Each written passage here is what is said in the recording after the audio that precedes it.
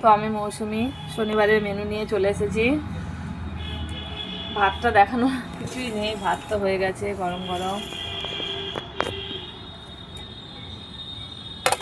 আর হয়েছে দাদা ভাইয়ের জন্য একটু সিম ভাজা, গ্রেট করা পনির, উপর দিয়ে ধনেপাতা ছিটিয়ে দিয়েছি, টমেটো দিয়ে গ্রেট পনির করেছি।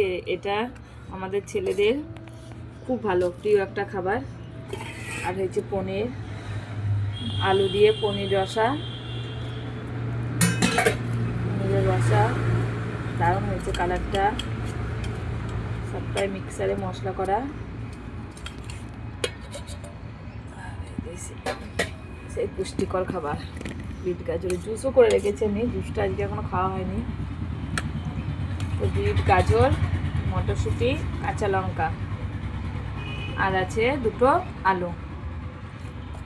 সবজিটা তোমার দাদাভাই খুব ভালো খায়।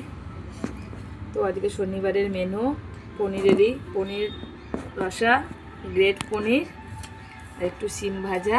আর এই যে সিটু কে করেছে পোস্তটা, লাল লাল ঝাল ঝাল, বর্দা, ওর বরদাদা করেছে। শনিবার আজকে, শনিবারে আমাদের মেনুটা এটাই। দেখিয়ে দে ভালো করে একটু,